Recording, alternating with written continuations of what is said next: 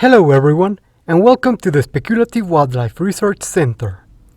Today we're taking a look at the Ningen, a marine, subantarctic sort of cryptid that only became a thing since 2007. It's probably not even old enough to vote yet, but it still has made enough of an impression that I really wanted to bring it over. So please consider liking and subscribing if you like this video. And now, let's dive right into it.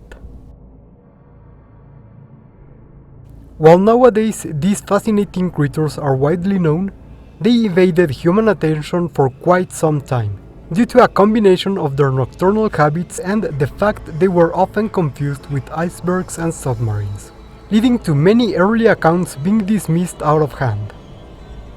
Now we understand these titans of the Antarctic and subantarctic oceans to be a huge species of frog-like amphibian, adapted to the cold and salt water by developing much thicker layers of skin and fat, with only a few patches of skin being used to obtain oxygen from the water without dehydrating due to the surrounding salinity.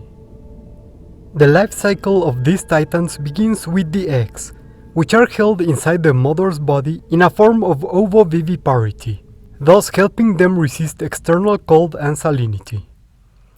The larvae will then be cared for by their parents until their metamorphosis begins, a process that is arrested in these amphibians. While the formation of the limbs will start early on, only the forelimbs will be completely developed, while hand limbs will be partially formed and remain fused to the tail, which remains until adulthood. This results in a fused tail and leg structure which they use to swim, while their forelimbs will be much more developed and used to paddle along, hold on to the ice, and in juveniles, to walk across land. They will do so in order to hunt terrestrial prey, such as penguins, in a much safer and less competitive environment. Of course, the pressure placed over penguins has led to many divergent clades evolving, such as the bone carvers and some much larger species. Once they have fully matured, the Ningen will grow until nearing the size of a blue whale at around 20 meters or 65 feet. However, unlike whales which feed on tiny krill, the Ningen will feed on large organisms, staying very still and camouflaging as icebergs until adequate prey passes by, usually seals or penguins. The Ningen will then launch forward using a strong movement from its legs and tail and swallow its prey whole, similar to many other species of amphibian.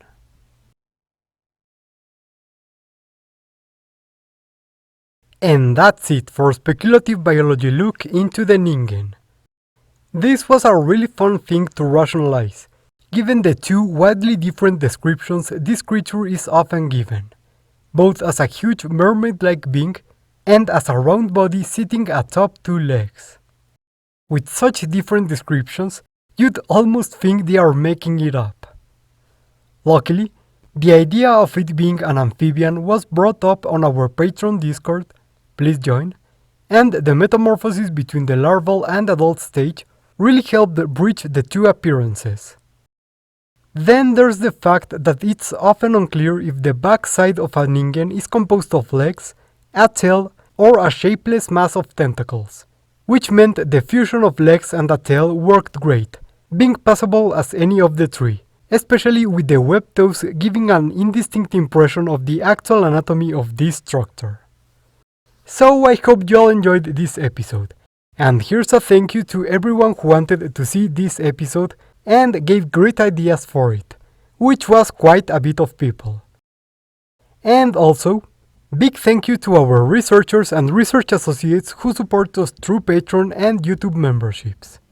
Remember, you too can join in if you want to support our channel, and you will get some nice perks too, like seeing all of our creatures and videos ahead of time and help mold them into shape. Or you can also like, subscribe, or write a comment telling me any type of creature you would like me to give the Spec Evo treatment in the show. Any of those really help the channel a lot. Thank you all for watching, and see you next time on the Speculative Wildlife Research Center.